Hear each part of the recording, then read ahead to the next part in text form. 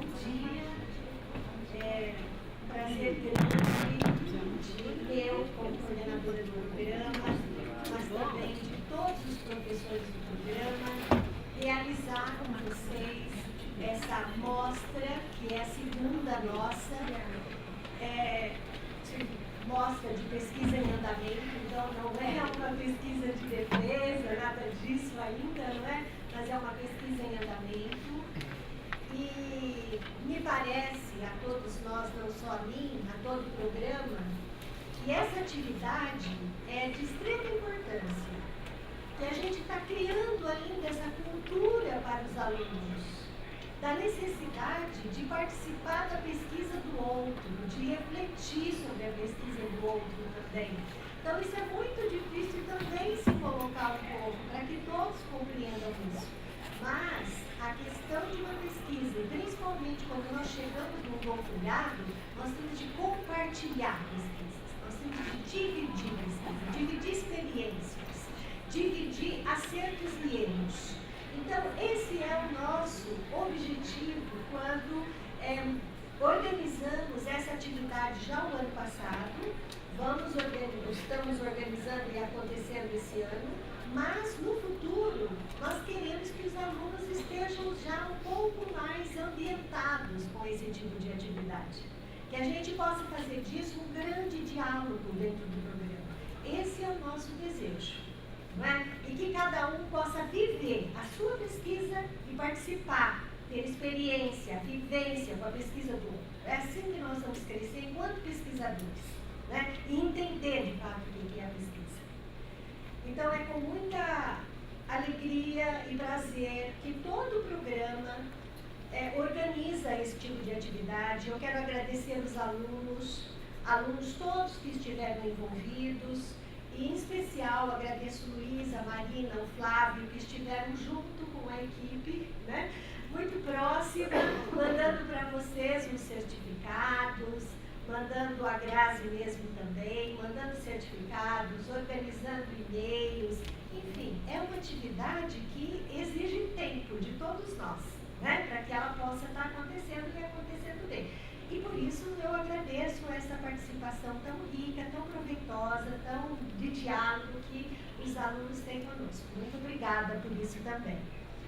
E, então, nesse compartilhamento, assim como fizemos no ano passado, a gente faz essa abertura com uma fala, com uma palestra sobre a pesquisa, o que é a pesquisa. Ano passado fizemos isso, tivemos um retorno muito positivo de todos os alunos que participaram e vamos iniciar também com essa atividade hoje, não é? E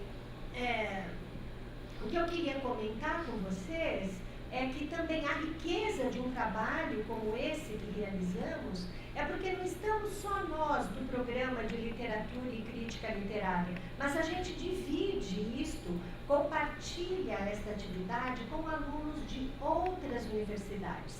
Então, a importância de se conhecer, de se cruzar, de saber o que está se pesquisando fora, não é? E a pesquisa, como todos nós já temos conhecimento, não é? E de uma experiência maior ou menor, a gente sabe o quanto que envolve, não é, de erros pelo meio do caminho, equívocos que a gente vai cometendo, hipóteses que têm que ser reformuladas, não é? Acontece muito isso. Por isso, a nossa palestrante hoje, que é a professora Maria José, nossa professora do programa tão querida, não é? E tão preocupada com a pesquisa, nomeou a fala dela como o estado defeituoso da arte de raciocinar. O estado defeituoso da arte de raciocinar. Então, tentem prestar atenção, olhar já para o próprio título, que é um título que nos põe a refletir, não é? Como isso, né? Já que faz hoje, espera um pouquinho, deixa eu entender um pouquinho esse título, não é verdade? Então, é isso que a professora vai abrir um pouco para nós e comentar, não é? A professora Maria José, que os que estão aqui já conhecem, não é? Tem um diálogo grande aí com ela. É a professora da nossa universidade, da Pontifícia Universidade Católica, desde a graduação, não é? E uma professora que tem uma vivência na literatura grande e que está conosco desde a fundação do programa, uma das fundadoras do programa também. E a linha que ela tem de trabalho, como todos vocês sabem, um romance na literatura brasileira, e principalmente a questão do infantil, o grupo de estudo que a professora tem junto com a professora Elizabeth Cardoso, e o grupo todo que está aqui, muitos alunos participam desse grupo e sabem da importância que ele tem e que ela coloca e que ela dirige, dando essa importância para as questões teóricas e para as questões práticas. Não é? Bem, mas também eu gostaria de colocar que o texto a ser apresentado nessa segunda mostra de projetos de pesquisa aborda os conceitos de investigação e do projeto de pesquisa na área de humanidades, literatura e crítica literária. Esse é o centro da nossa preocupação com essa palestra dela e que a gente leve esta fala, inclusive para estar pensando junto com os colegas a apresentação que eles vão também fazer do seu trabalho, da sua pesquisa. Como que ela fará isso? Ilustra a arte de raciocinar e seus estados defeituosos e saudáveis, não é? Sustentados pela logicidade da crença e da dúvida, que deve ser o princípio guia da verdade na pesquisa literária. Então, prestem bastante atenção nessas duas palavras, né? A logicidade da crença e da dúvida, não é? Nós que estamos fazendo, não precisa ser já a sua dissertação ou a sua tese, um trabalho que nós vamos fazer para entrega no final das disciplinas, um artigo, nós já colocamos essa logicidade em prática, da dúvida e da crença, não é? Então, isso é o que vai definindo a questão da pesquisa. Ela fala também dos métodos, suas inferências e seus efeitos de sentido sobre a prática literária, uma investigação entendida como uma ação lógica do pensamento do pesquisador. Então, com muita alegria e prazer e honra que nós chamamos a professora Maria José Paulo para iniciar a sua palestra, iniciar o seu diálogo conosco sobre a questão da pesquisa. Não é? Nós vamos ter uma abertura depois para debates, mas a professora saberá aqui como vai estar conduzindo essa sua fala, se o debate é só no final, como que ela vai proceder a isso. Então, eu quero agradecê-los pelo aceite em estar conosco, né? Terem aceito o nosso convite de estar aqui, de participar, mesmo como ouvinte ou como participante mesmo, apresentando trabalhos, não é?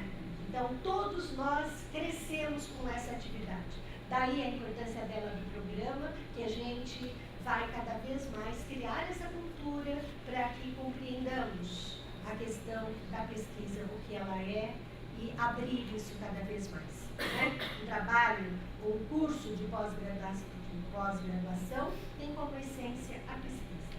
E é por isso que esse evento para nós tem tanta importância. Então, muito obrigada e boas-vindas, que tenham um bom trabalho e que cresçam, saiam daqui com os projetos revigorados. Bem? Vocês é a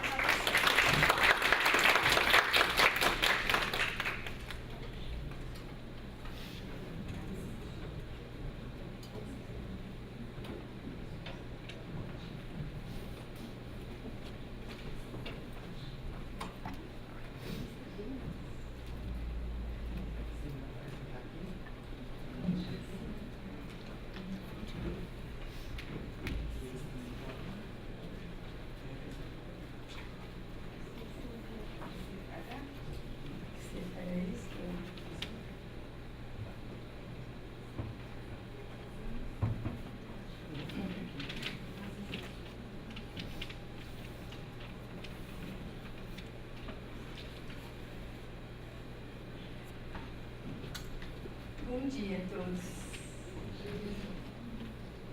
Um prazer estar aqui com vocês. Mais uma vez, né? estando em sala de aula, nosso diálogo é sempre diferenciado. E estando hoje aqui, a situação mais reflexiva e, ao mesmo tempo, amistoso, momento amistoso. Agradeço muito a apresentação da professora Cida e quero ir além desse prazer por estar com os meus colegas, alunos e pesquisadores que, em primeiro lugar, eu considero.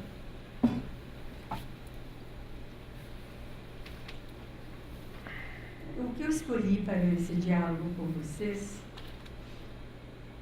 deixa claro a preocupação com que a professora Cida acabou de mencionar, com a formação do pesquisador de literatura, ou pesquisador da área de humanidades. Essa preocupação eu sempre tive, porque, em se tratando de uma arte difícil de ler, de escrever, deveria também procurar por uma metodologia que facilite ou que facilitasse esse trabalho resultante de uma reflexão que se chama pesquisa científica. E a literatura sempre, e as artes se incluiria também, sempre se manteve num nível de conjecturas, de impressões, de sentimentos, de sensações duvidosas. Duvidosas não no sentido do erro. Quando se fala em dúvida, fala-se do erro e da certeza. Então eu escolhi uma máxima dos antigos textos dos alquimistas da Idade Média, que diz: leia, leia, leia, trabalhe, reze e releia. E me impressionou essa verdade na sua antiguidade da história da ciência. Uma arte que já nesta época era sustentada pelo esforço e pela razão, apenas pela razão. Limitava-se então a um raciocínio individual e desconhecia todos os outros raciocínios, no sentido de ensinar a lógica com ferramentas intelectuais que eram consideradas suficientes para a formação. Errar e errar, insistindo no erro. Todo o trabalho da história da ciência ilustra esse estado defeituoso da arte de raciocinar. É defeituoso nesse sentido de que tem uma logicidade defeituosa porque guia o princípio da autoridade em cima da verdade. E esse princípio da autoridade se deve mais, neste caso, a uma lição de lógica e de fatos. É só falando e analisando os fatos. Todos nós raciocinamos com otimismo, com esperança, e mesmo que os fatos não justifiquem, nós nos sentimos felizes e autossatisfeitos.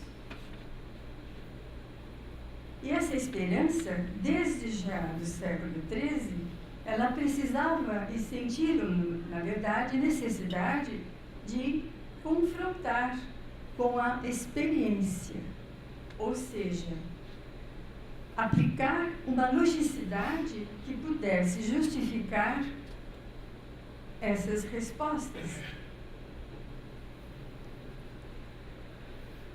Já no século XVIII, essa postura mudou e o raciocínio passou a ser feito na condição de olhos abertos e atentos.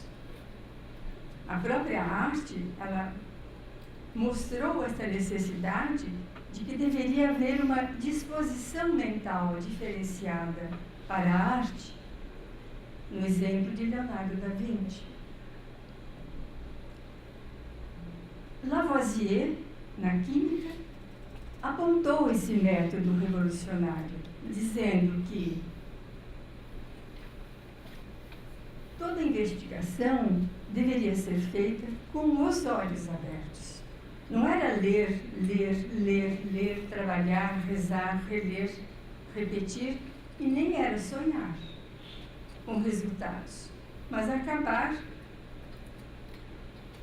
rejeitando esse estado chamado estado defeituoso da arte de raciocinar. Ou seja, haveria necessidade de uma lição lógica para justificar esse raciocínio.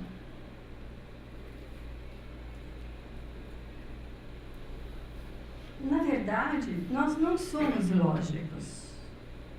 Nós nos dizemos lógicos. Porque nós estamos sempre perseguindo a nossa rotina com uma crença imperfeita. Imperfeita porque aplicamos aquilo que aprendemos, ou temos aprendido durante a vida prática. Mas basta que surja uma dúvida e que tudo muda, os lugares incertos aparecem. E aí necessitamos da aprendizagem, da experiência, para conhecer melhor. Mas o faríamos através de manipulação das questões de fatos do real. Diante dessas incertezas, nossas esperanças terminam e continuamos a manipular coisas reais por palavras vãs, falsas, magias, se não fantasias. São concepções que vêm misturadas aos pensamentos, no dia a dia. É uma experiência que nós precisamos substituir por estados de crença e de dúvidas.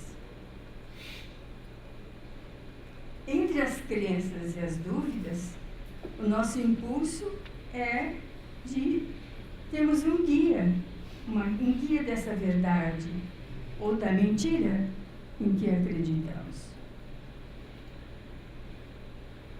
Tudo acontece com a crença ou com algum hábito bom. Todas as nossas respostas são hábitos.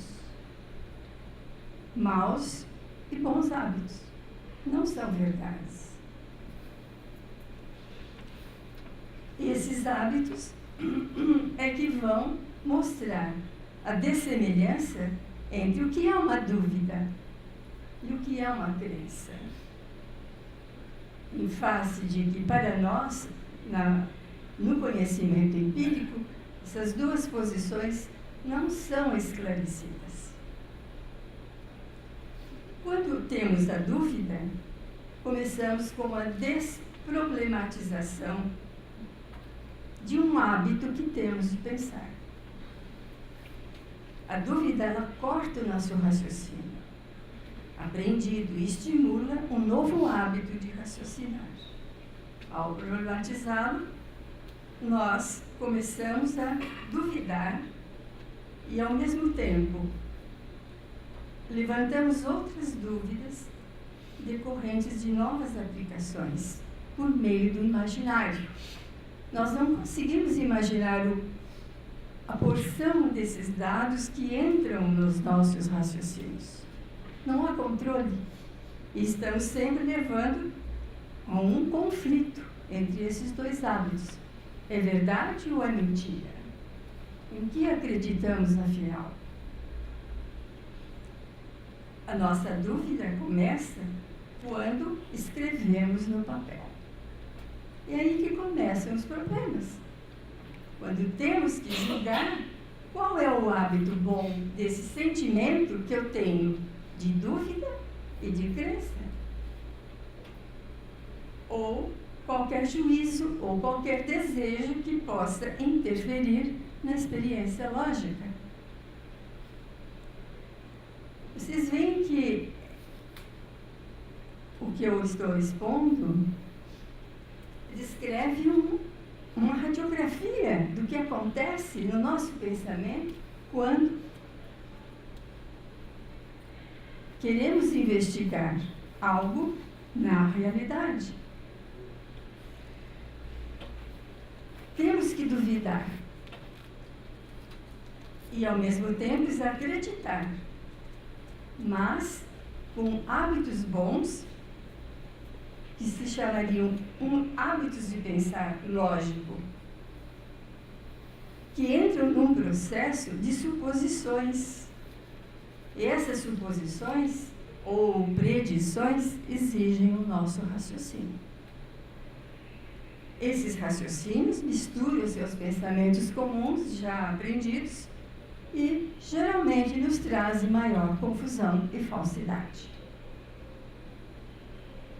Temos então que perceber quais são essas ideias claras e quais são as ideias confusas que nos acometem numa investigação.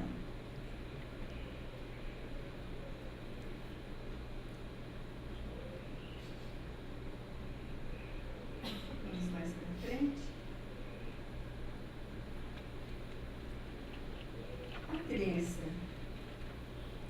A crença funciona como um bom hábito.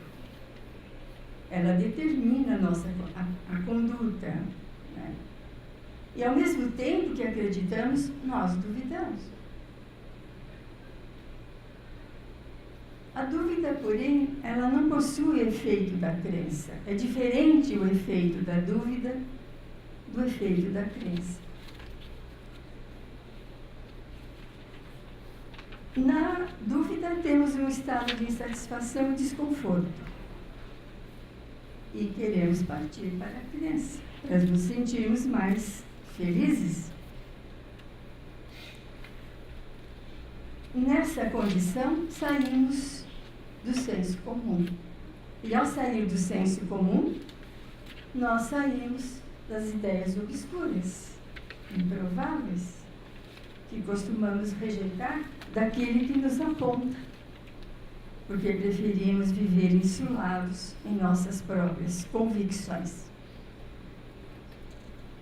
Isso porque nós só queremos acreditar naquilo que costumamos acreditar.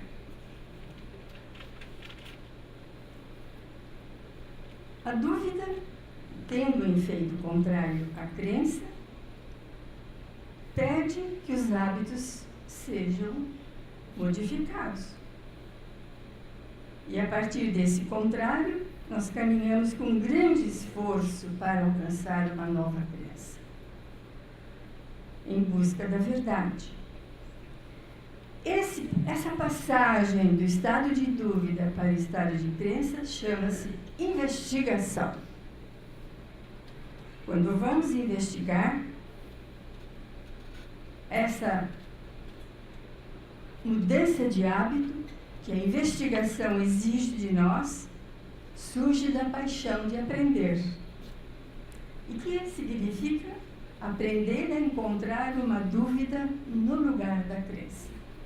Aí vocês diriam, então vivemos em dúvida? Sim, vivemos em dúvida. E temos que sempre procurar essa condição de colocar a dúvida na crença, que nós chamamos comumente de problematização.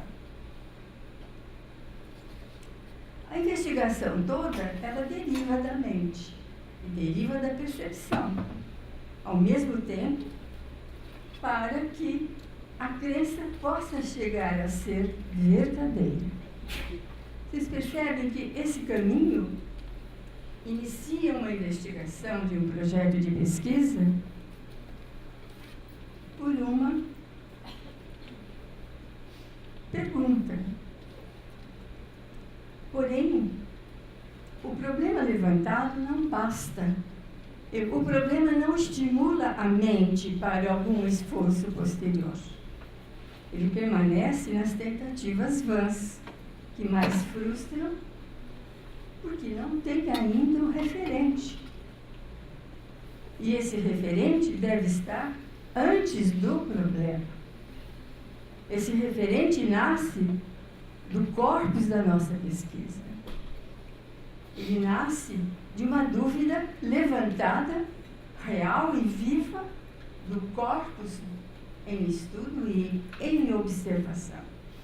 Nós estamos observando esse corpus, levantamos dele um objeto que seja pertinente a qualquer natureza, mesmo que ilusória ou fantástica, e trazemos essa dúvida real como uma hipótese. A hipótese está antes do problema. E como hipótese, ela é uma mera predição a ser comprovada. A partir da hipótese, mesmo que duvidosa, ela poderá vir a ser um problema a ser respondido ao longo do prazo. Então, deve haver um referente antes do problema, uma dúvida real, viva, que nasce do meu objeto. Sem isto, não teria, ou melhor, teria uma discussão vazia e levada a constantes reformulações. Seria uma tautologia.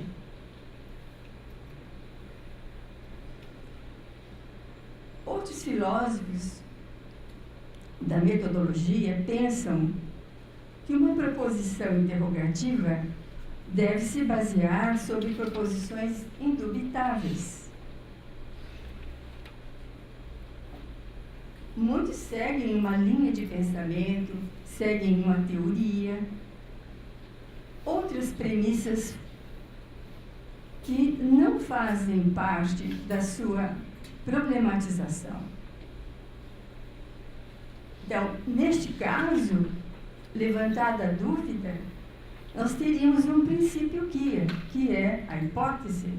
Ela é uma predição a ser provada ou até negada.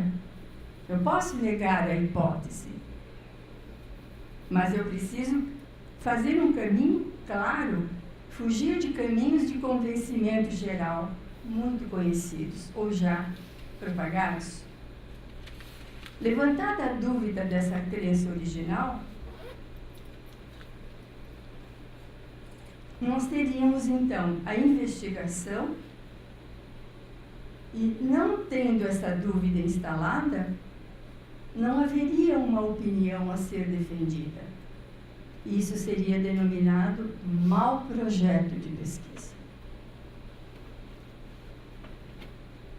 Às vezes exageramos as crenças. E esse exagero pode levar a um estado indeciso e mental. Exagerado, porque é um excesso de dúvida que não nos aponta posições. Nós não apontamos uma possível crença a ganhar. É comparável a um avestruz ao enterrar a sua cabeça para se sentir mais feliz e seguro. O que é um método de fixar crenças? Eu perguntaria antes, há métodos para se fazer esse caminho de dúvidas a serem contestadas e comprovadas ao longo de uma investigação?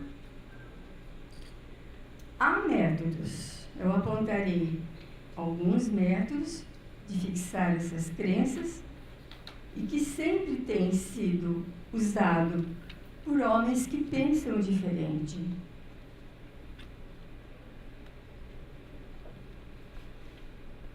Numa comunidade científica, as opiniões de outros podem ser melhores que as nossas.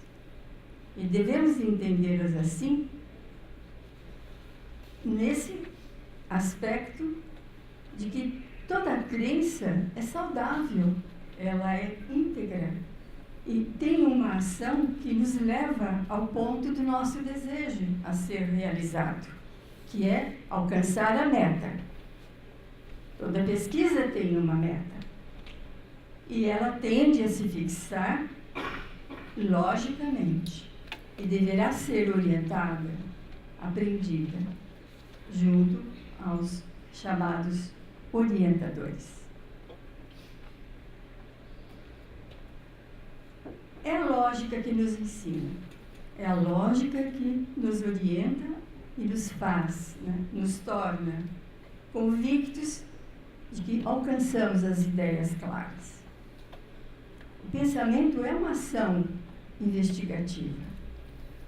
E o pensamento tem a função de produzir hábitos bons, hábitos que nos levem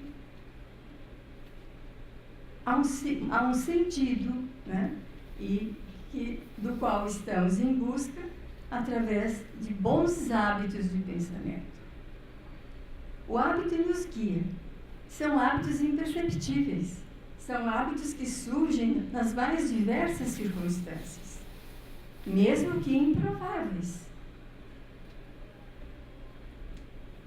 Caminhamos por probabilidades apresentadas pela nossa percepção, que na prática literária, a maioria das vezes, é ignorada. Nos apoiamos em crenças, em teóricas, conceitos aprendidos, por não sabermos sentir o texto na sua logicidade, com hábitos novos, e pensá-lo de modo mais profundo, relacional, o que exige ser lido vagarosamente e muitas vezes relido. Completa-nos a crítica literária Leila Perrone Moisés, em Mutações da Literatura. O sistema literário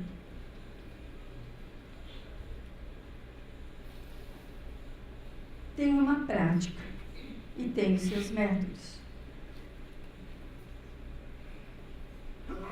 Roland Barthes tem afirmado que a obra literária é uma grande pergunta ao mundo, à realidade.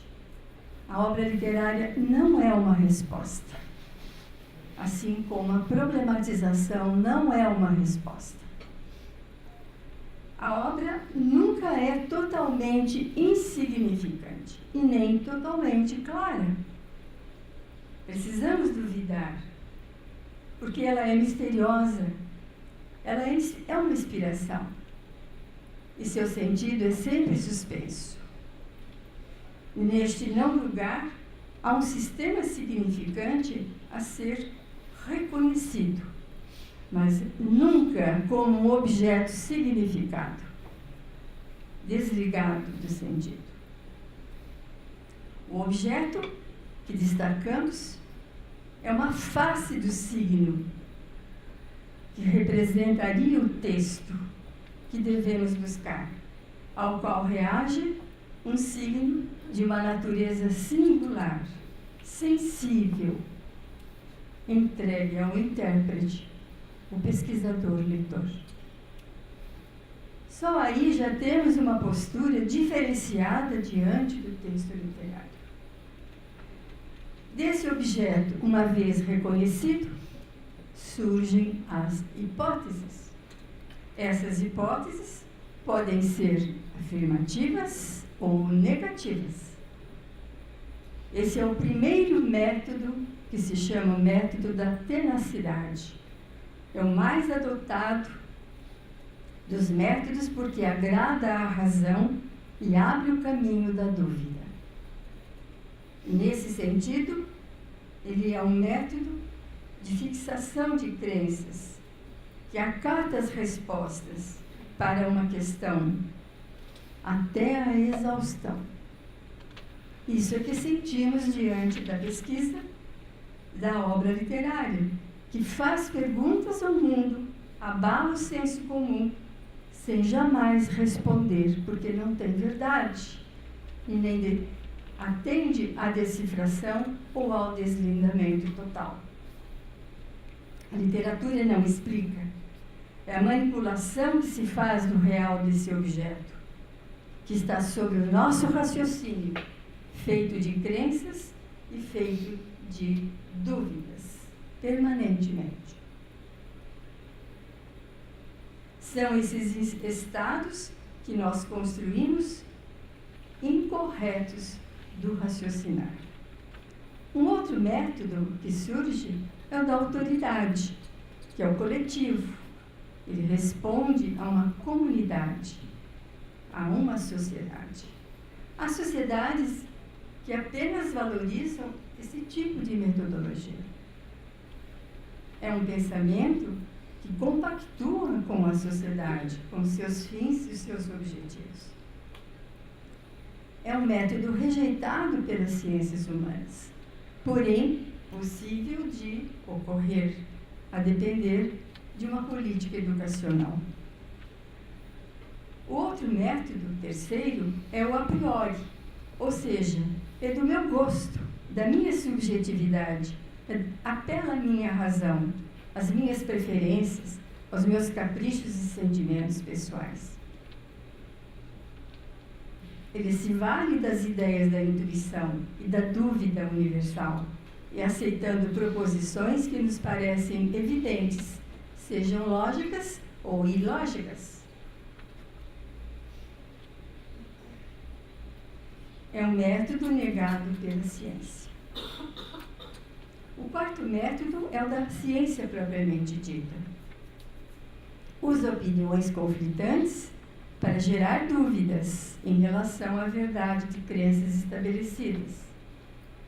Há áreas de conhecimento que permanecem nessas opiniões conflitantes, tentando estabelecer falsas crenças.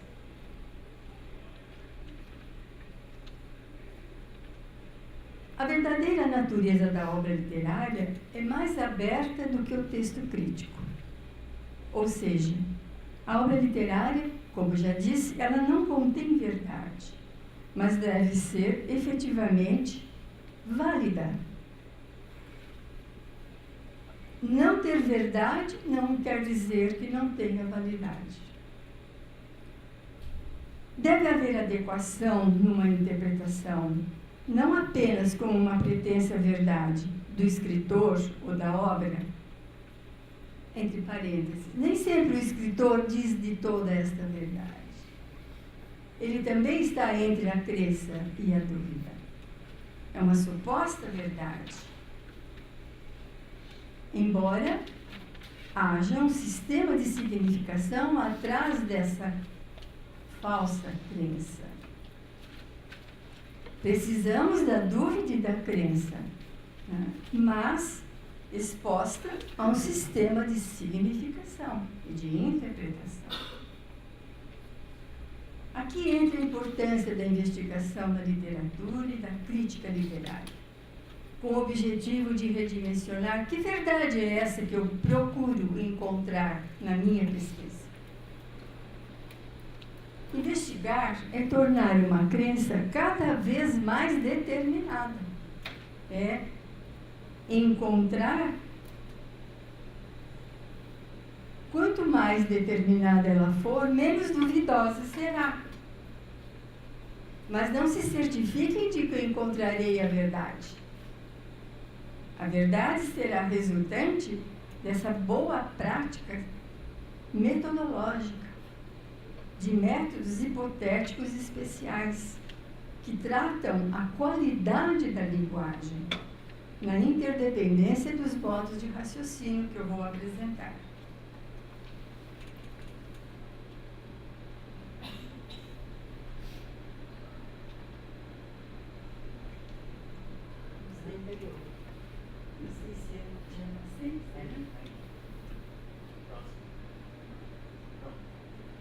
Então, esse processo de investigação busca o efeito literário.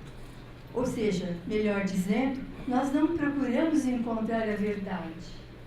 Nós procuramos o efeito literário dessa busca da verdade. É diferente. Acredito que, levando a situação prática de uma qualificação ou de uma defesa,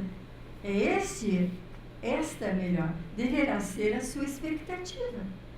Que efeito você traz dessa busca da sua hipótese, comprovada ou não?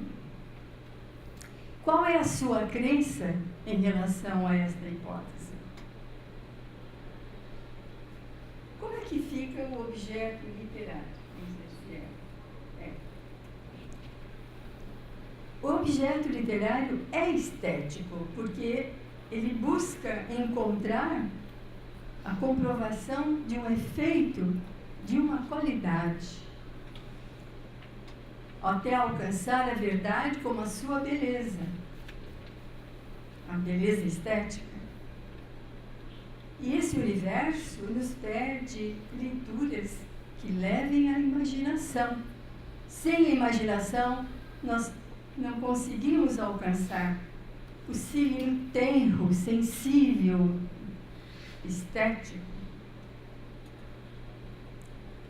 Porque buscamos apenas semelhanças. A nossa leitura é uma leitura de semelhanças. Por ser de semelhanças, é que nós nunca encontraremos uma verdade. Apenas efeitos dessas semelhanças. Nesse domínio, não há mais certezas. Causa do nosso sofrimento diante das leituras e interpretações.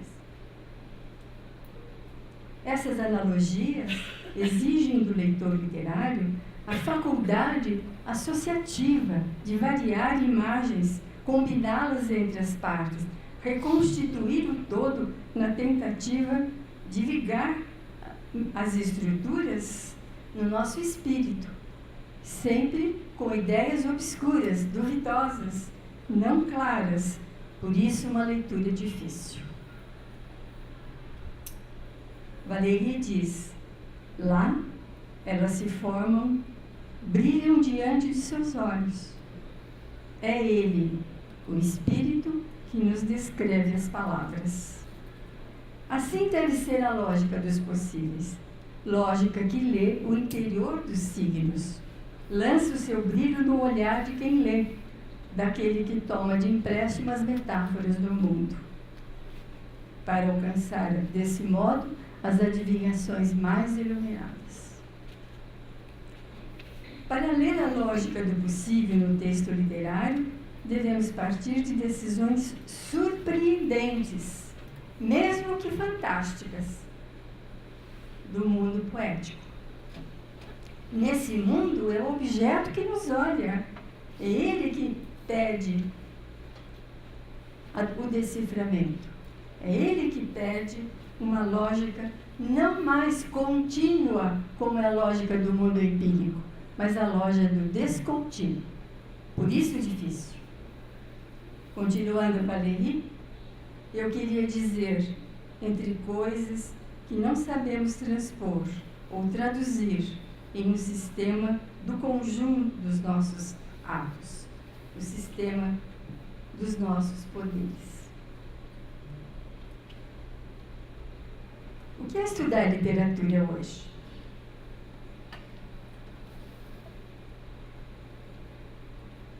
A literatura pede uma via de investigação científica. E esta via aproxima-se das artes, da comunicação da lógica e de produções de artigos, livros, troca permanente por meio de revistas acadêmicas, científicas, downloads, ação interativa que antecipa o tempo da divulgação da ciência da linguagem. O objeto da investigação literária é criar modelos artísticos, criar modelos estéticos em que se multiplicam as hipóteses. O grande saldo do trabalho da pesquisa é a multiplicação dessas hipóteses indagativas sobre o fenômeno, interessadas ao juízo crítico em prazerosa e educativa experimentação de crenças. Eu acho que nesta fala está todo o nosso trabalho de pesquisador. O pesquisador, na experiência estética, ele está mais aberto a aplicar a tendência natural do seu pensamento lógico. Mesmo que na mistura de estratos culturais, performances midiáticas, artísticas, entre o global e o local, tanto na prosa quanto na poesia.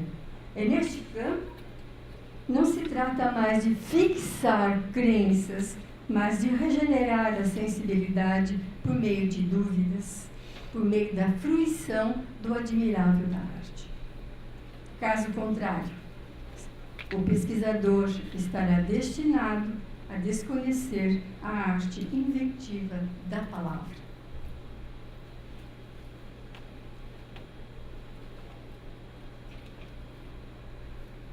Como escolher uma hipótese de pesquisa? Se o problema não é a origem de uma pesquisa, a primeira coisa a fazer é observar as consequências dessa hipótese, compará-la com os resultados tirados da sua indução ou da sua explicação. A explicação é que sugere a hipótese. A abdução, que é um raciocínio hipotético, dá a melhor hipótese, mesmo que obscura, mesmo que ainda indefensável, porque ela vem espontaneamente à nossa mente. Nós partimos dessa espontaneidade para observar o corpus, quer como consequências necessárias ou como deduções prováveis.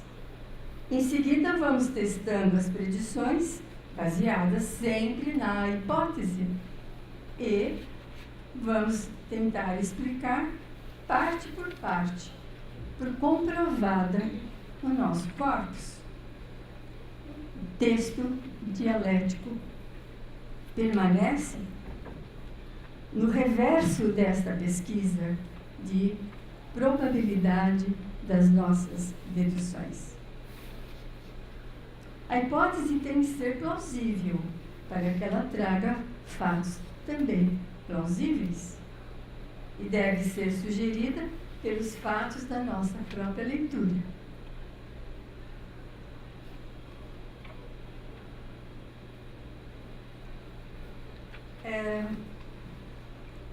A melhor hipótese qual será? É capaz de explicar as deduções, dar conta dos fatos, ser capaz de submeter ao teste da experiência indutiva ou explicativa. E, em meio das hipóteses falsas, tentar considerar a economia da pesquisa, ou seja, a pesquisa tem uma economia para não despender dinheiro, tempo pessoal, energia física e mental. Isso tudo está na perspectiva da hipótese. Em síntese, a dedução implica algo, a indução infere e a hipótese explica o porquê de algo. Os três raciocínios, então, permanecem juntos, não só lembrando pela razão, nem pelo apriorismo e nem pela verificação fiel dos fatos. A pesquisa deve ter esses raciocínios distintos, sem primazías. Ele está na liberdade do uso dessas hipóteses trabalhadas entre a falsidade ou a negatividade da sua verdade. Nesse movimento dos três raciocínios é que a investigação se alarga e torna-se uma experiência de produtividade. O modo de raciocinar saudável na literatura. Esse método saudável que contesta os estados defeituosos da arte de raciocinar é o método da diferença. Vocês diriam, então pensamos errado? Não, nós estamos sempre procurando a diferença que surge nos limiares dessas inferências do pensamento. Como estamos diante de um fenômeno, nós estamos sempre trabalhando nessa busca entre a logicidade da verdade e por razão da qual precisamos ter hipóteses simples, as mais simples, que possam vir ao nosso espírito e ganhar uma efetivação. Porque, sendo simples, elas podem ser emendadas, reajustadas, modificadas, sem cair nas expensas da nossa energia mental, física e mental, e até emocional. Esse método de raciocinar, objeto estético, fica no limite do imaginário. Daí a dificuldade, a nossa demora de encontrar soluções, explicações para um corpus, texto em significação. O texto aqui nos deve guiar. As suas intimações vêm sobre nós para que encontremos aquilo que procuramos responder. Toda a literatura é essa problemática. Ela busca a essência do real, mas é uma busca ambígua, é uma busca de dúvida, de reconhecimento das estruturas, porque o real vem como imagem dessa realidade. São realismos que nós recolhemos da realidade em forma de imagem, que é também linguagem e que explica o sentido da literariedade. Sempre que vamos falar em literariedade, nós paramos. O que será essa literariedade? É exatamente isto, é recolher o real em imagem, e não em palavras e significados. Na duvidosa leitura desses fatos, não é? É que alcançamos o ponto onde a leitura para e temos efetivamente que demonstrar a dúvida como uma crença. É o fim de um trabalho de investigação, é o fim da nossa tese de justificativas. Porque o nosso caminho é da imprecisão para a precisão lógica, com ideias distintas e hábitos saudáveis do raciocínio. A história de um pesquisador começa como observador e termina como espectador. Ao chegar nesse nível de espectador, ele está diante de formas vazias, já esgotadas, mas que se encontram no seu próprio corpo, na sua emoção, no seu sentimento, na sua razão. E ele saberá responder nesse devaneio pela combinação de qualidades estimuladas pela percepção. É isso que faz a mágica poética, como que uma montanha cresça ou uma estátua se erga na nossa leitura. Não há sentido verdadeiro de um texto. Não há autoridade ao autor. Escreveu o que escreveu. Ponto final. Então, nesse estado de demonstração, do raciocínio saudável, ler o real na realidade com olhos atentos, abertos, ideias claras e distintas, sendo que no final, aconteça o que acontecer, a dúvida faz crença no pensamento da diferença. E é este o pensamento que conhece a verdade. Assim, acontece no estado saudável dos raciocínios lógicos da investigação literária. Uma das qualidades do método da tenacidade, ou a sua própria prerrogativa. A semelhança da escolha desse tema, escolhi para vocês, em que abrimos hoje a segunda mostra de projetos de pesquisa do nosso programa, eu trouxe-lhes uma romântica comparação do pesquisador com a sua consciência clara e seu gênio lógico, na escolha de um método, com o ato de escolha de um homem da sua mulher amada, sem menosprezar as outras mulheres, que ele também honrará. Tal homem esforçar-se-á para ser o valente cavaleiro e campeão da mulher, de cujos esplendores ele retira sua inspiração e coragem. Assim, a semelhança do cavaleiro faz o pesquisador na investigação da literatura e da arte, com paixão e coragem, muita coragem, procurando alcançar a sua verdade, com hábitos saudáveis do raciocínio e encontrá-la. Afinal, a verdade é sempre saudável.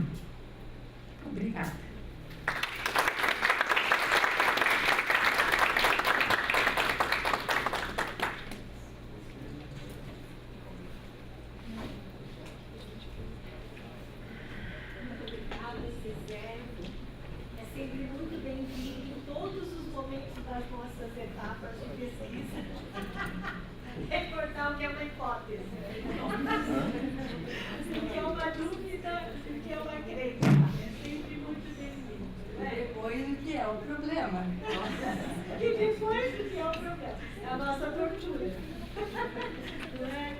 Então, eu acho que é sempre muito bom a gente ouvir isso, retomar essas ideias, não é?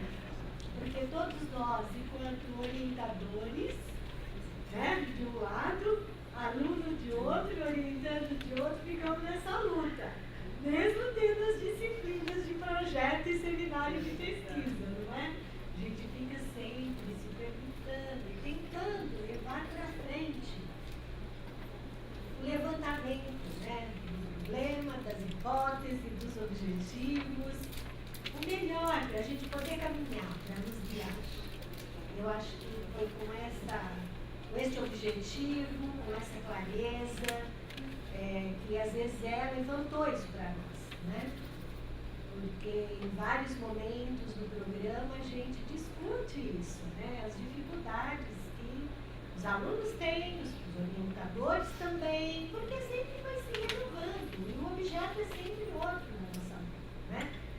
Então, foi muito bom, né? Toda a escolha que você fez, o meu ponto de vista, as questões, o modo como você foi levantando, a clareza, né? As analogias que foi fazendo para nós. Então, muito obrigada, Zé. E agora sim, há um tempinho para nós conversarmos um pouco sobre isso, né? Sim, Zé. Sim, Zé. Sim, ela está com problema. Ela tem que levantar, ela tem que chegar a 3. Não, eu fiquei mais me lembrou, quando você falou de hipóteses, era antes do programa. Eu sempre pensei, teve coisa. Eu te pergunto se haveria 2 estágios de hipótese. Antes do programa, depois de levantada a problematização, uma nova hipótese que vai em movimento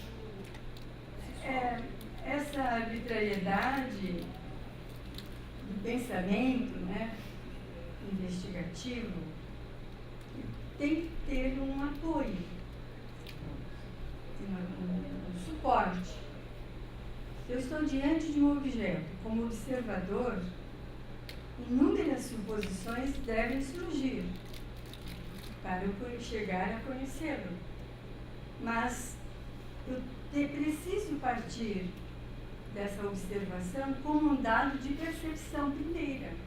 A percepção, todos os filósofos do pensamento confirmam, é a porta do conhecimento. Nós temos que solicitar essa percepção sensível que temos como seres humanos, sensíveis, né? Dizem eles, nós também somos lógicos, mas antes disso somos seres sensíveis. Temos sentimentos, impressões, sensações, informações aleatórias, né? Nessa obscuridade é que a hipótese surge. Claro que ela vem mascarada, né? Ela ainda não é clara, mas é nela que deve se apoiar para levantar uma possível questão, uma possível pergunta, e não ao contrário. Como é que eu levanto um problema se eu não tenho a consideração dessa minha presença viva, humana, emocional, sensível, né? Diante de uma pergunta a esse real. Né? Claro que a hipótese, Maria Rosa, ela não vem ela precisa ser agora submetida a uma metodologia. Mas é uma metodologia aberta. O método da veracidade não é rígido, ele é aberto. Ele discute a crença e a dúvida. Ele vai transformar a minha dúvida numa possível crença e até reiterar essa outra dúvida, né, como você coloca. Então, esse ir e vir da crença e da dúvida, a hipótese vai permitir que eu problematize, chegue a fazer uma pergunta compatível com o meu objeto de observação. Porque ela não é produto da minha fantasia, nem de repetição de teóricos, de escolas que possa me servir. Então, essa hipótese, ela prepara uma problemática nessa relativização. Pode estar certa, mais certa ou menos certa, ou até desprezível para uma nova hipótese. Quando eu escrevi isso e lendo, pensei assim, deste modo: se o pesquisador tiver esse fluxo de que ele está livre dentro dessa percepção, tornando-a cada vez mais próxima do objeto, ele jamais chegará a falar exatamente do objeto. É uma verdade tentar pensar isso, que eu estou numa fase final com toda a verdade. Eu cheguei apenas a um efeito possível dessa verdade. Essa verdade ela é trocada numa comunidade entre os meus companheiros pesquisadores. Então, essa relativização que eu acho maravilhosa, essa comunhão de troca de crenças e de dúvidas que nos fazem levar a mais perto possível dessa verdade do objeto do qual falo. Então, não há esta fixidez, essa fixação de uma hipótese, mas a permanente reavaliação lógica. Sim, eu também estranhei, a minha noção que a Rosa colocou, essa questão. Eu sempre, mesmo nos cursos e tal, sempre problema, e a partir do problema, as possíveis respostas, aí nascia a formulação da vida. Na sua fala, eu acabei revendo. Realmente, em muitos momentos, o problema vai nascer do primeiro impulso, que é uma hipótese. Mesmo que levanta uma obscura. possibilidade, Isso. a tua pergunta já é uma possibilidade. Então, eu acho que são dois níveis, né? Eu acho que tanto pode nascer como uma grande questão, que realmente eu não consigo penetrar, né? Ou de uma possibilidade já de um estranhamento que sugere uma possível resposta. E aí, então, me valeu muito a sua fala nesse sentido. Eu abro duas perspectivas. Anteriormente eu achava que o caminho era mais de uma mão. Agora eu estou vendo que Não, isso. Essas Que nós podemos ficar nesse fluxo, né? Porque se você faz a pergunta primeiro, você já fecha a resposta. Você já procura o método da razão, ou conhecida, aprendida, ou da própria vida empírica. É claro que não é o nosso caso, porque eu chamo a atenção a todos vocês. Nós também precisamos ter esses conceitos aprendidos nas disciplinas conceituais, para termos essa variabilidade de procurar o mais próximo possível dessa logicidade que pode me dar uma hipótese plausível. A plausibilidade é uma grande senha, né? Eu não vou dar se eu vou para o problema, eu estou pensando, eu vou para um lado de uma observação que vai fechar a minha observação. Quando eu estou na hipótese, eu estou na predição. A hipótese é uma predição.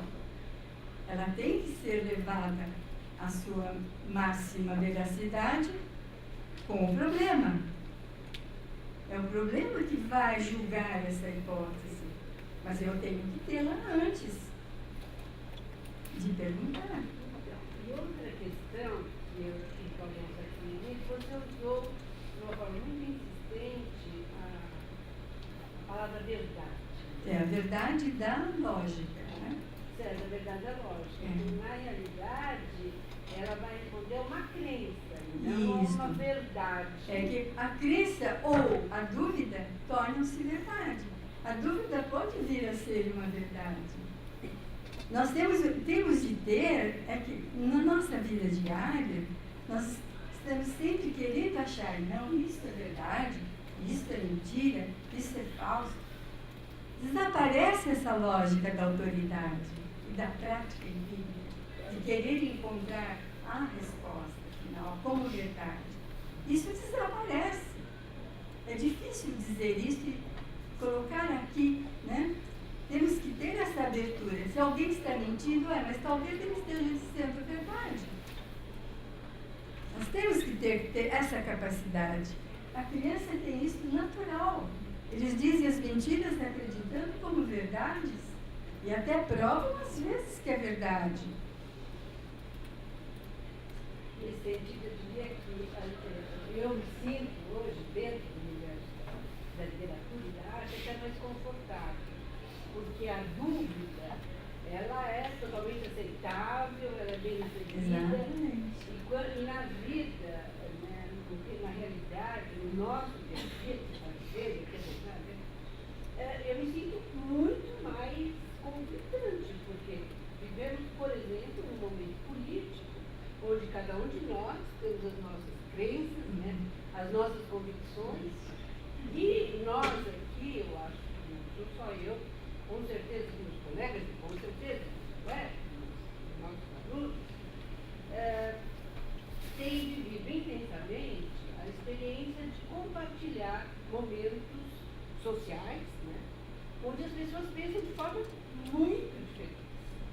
Não só muito diferentes, mas opostas. Né? E como você lida com isso? Ontem eu tive uma experiência desse tipo e mas eu me sinto mais confortável em pensar literatura, discutir literatura, porque eu tenho um espaço para ficar em dúvida. Né? E na vida isso não tem acontecido. Nós estamos a todo momento assim. Como? Eu acho isso absurdo. Mas eu admiro a pessoa que está do meu lado e a pessoa pensa exatamente o oposto de mim. Né? Então, onde é que está essa verdade? Então, o conflito da gente é muito grande, eu diria. E quando você vê como a literatura dá conta disso pela dúvida, né, taxas de vivência, eu diria até mais confortáveis. Isso é a vida, Vera. A vida é isso. É viver esses conflitos do que é verdade ou é mentira. Graças a nós que estamos dentro de um universo de linguagem, eu acho isso faltou falar, eu reafirmo, que nós vivemos, nós lemos e interpretamos a linguagem. Se você não entrar no mundo da linguagem, dificilmente alcançará um grau de possível verdade dessa dúvida que a situação levantou.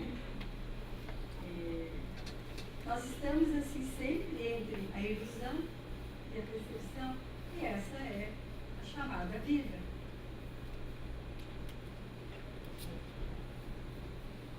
Alguém quer uma pergunta? Só comentar, falando da gente mais confortável na literatura, e eu acho que a sua fala me deixa mais confortável dentro da pesquisa também. E não querendo me livrar da responsabilidade de fazer um projeto com hipóteses e problemas bem definidos, mas eu acho que a sua fala coloca muito essa liberdade da dúvida, de novos hábitos, de crenças que vão sendo, né? Hábitos de pensamento, né? Desculpe, voltando ainda ao que a Vera colocou, é que estamos imersos nos maus hábitos e sofremos por causa dos maus hábitos. Dos que eu chamei, os filósofos chamam de estados defeituosos na arte de raciocinar. Mas é claro que na vida empírica nós não podemos parar de ficar, né, tentando encontrar a média dessa verdade, dessa mentira, e respondemos e assumimos a responsabilidade dessa resposta. Né? O que você disse em termos da sua pesquisa? A gente sente uma angústia, eu sinto uma angústia como pesquisadora de não ter muita clareza de todo o processo. E aí, pela sua fala, a gente vê, agora você falou assim, regenerar a sensibilidade. Eu acho que se você está com essa sensibilidade constantemente sendo regenerada, esse é o próprio processo. Sim, Né? Acho que se fosse a clareza de todo o processo, não seria uma pesquisa. não seria isso que diz, essa dificuldade de discernir daquilo que ouvimos uma verdade. Ninguém está com a verdade. Todos mentimos, querendo dizer verdades. Só que no campo da investigação da ciência, nós precisamos apurar essa dúvida, tentando encontrar um estado, como falamos, de regeneração dessa sensibilidade, com a objetividade de que estamos num mundo da linguagem. Mesmo que uma pessoa diga, escuta, me aconteceu algo que eu não posso descrever. Falo com alguém. Esse não posso descrever já é a linguagem. Eu já tenho que observar essa situação de não poder traduzir aquilo que o fato em uma linguagem. Então, desculpe, pessoal, para fechar, sim. A minha intenção, acho que eu descobri agora, de falar isso para vocês, porque eu trabalho com seminário de projetos e eu sinto a ansiedade, o desespero, a luta entre as verdades empíricas do dia a dia e as verdades que precisam ganhar logicidade, clareza, calma, tranquilidade. E não aflição, desespero e perturbações que não se justificam numa investigação feita de incertezas, mas que exigem uma mente, claro, e a do orientador, né, de seus próprios colegas que formam a comunidade da pesquisa, a troca dessas variáveis que colocam um bom hábito conversar sobre a sua pesquisa. Então, a intenção era exatamente trazer essa calma, essa tranquilidade, se sentir bem pesquisando, ter alegria diante das descobertas, pequenas que sejam, sem pretender chegar a altas e grandes descobertas. Vamos deixar isso para os gênios da lógica. Zezé, eu acho importante assim, as pessoas terem falado e usado essa palavra, a zona de conforto, que este trabalho com a arte e a literatura nos oferecem, não é? Eu fico assim, pensando que é isso, como você coloca, que eu sempre tenho que ter essa alegria. Essa alegria e essa zona de conforto, do meu ponto de vista, ela é sempre paradoxal. Isso eu acho que é importante que a gente também pense nisso. Porque nós gostamos de pesquisar, por isso que todos nós estamos aqui, por isso que escolhemos fazer a pós-graduação, por isso que queremos pensar sobre um objeto. Então, ter essa serenidade dentro de um estado paradoxal, porque o objeto é isso, não é? Exatamente. Percebe? Porque senão, se eu não tiver essa maturidade, um aluno que ainda não chegou a isso, ele pode achar que é uma coisa mais simples do que a gente está falando.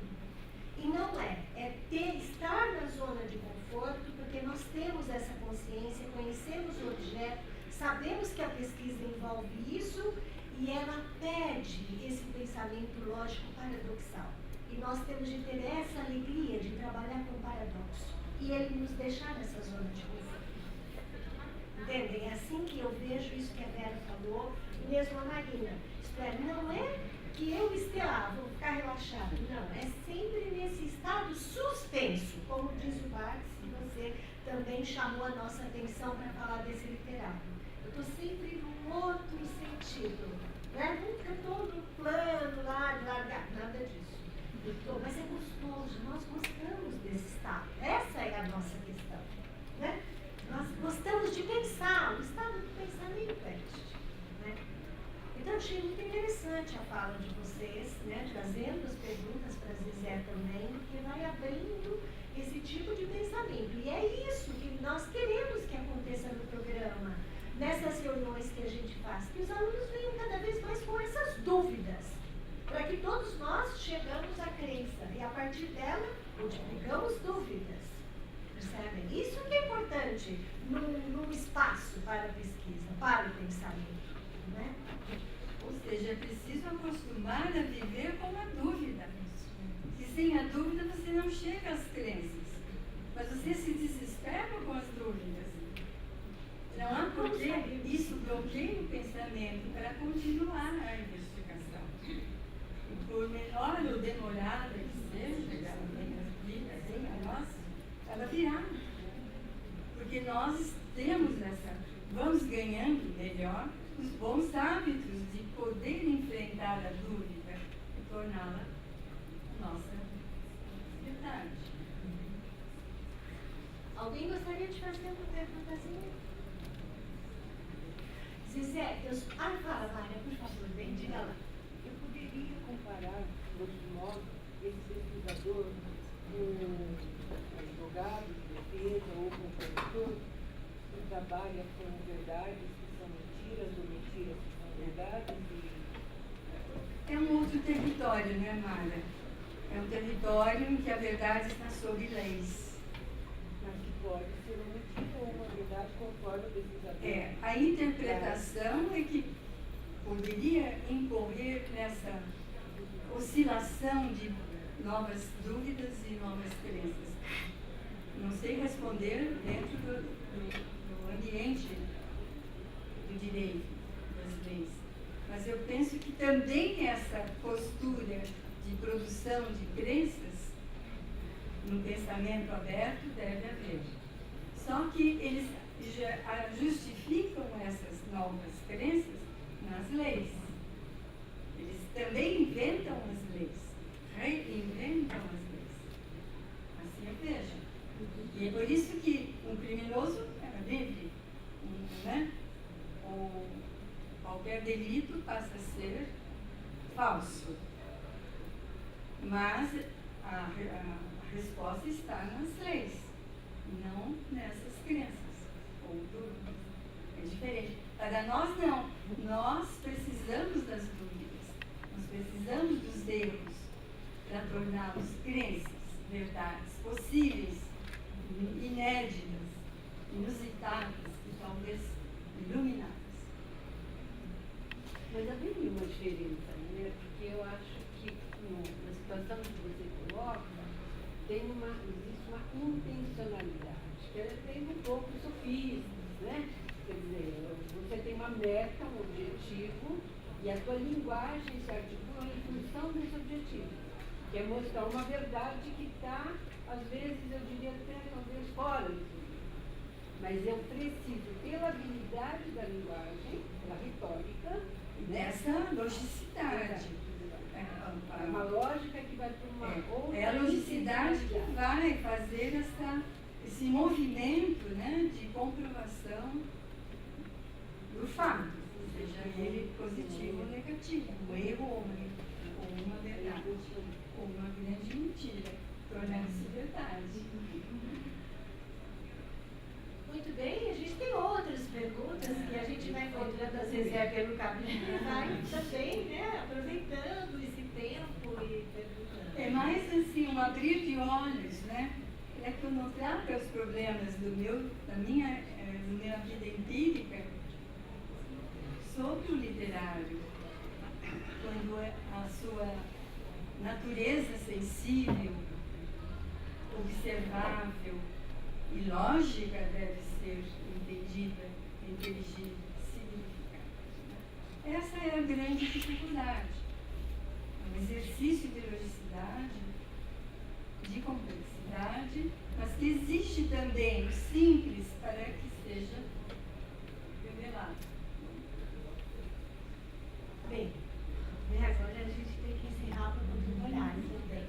Mas, Zé, te agradeço bastante, eu acho que foram muito pontuais, né? Todas as entradas que você fez para um projeto, para o pensamento da pesquisa, para se chegar, né, ao projeto e abriu para a gente a questão da investigação. A gente tenha sempre isso em mente. Eu posso apresentar? Sim, bem. E principalmente se tratando de uma logicidade para o literário. É isso que importa a nós observar. O fenômeno sensível que se nos oferece nas leituras, né? Que não podem ser comparadas a áreas mais legais, mais das ciências exatas, por exemplo. E eles, entre parênteses, né, eles se surpreendem às vezes com as nossas verdades, que são tiradas do fundo de um fenômeno, né? E que a própria lógica que usam não lhes permite revelar. E graças a Deus que nós estamos numa área com essa abertura em que o humano se faz prevalecer pela sensibilidade. Muito obrigada, Zé. Agora todos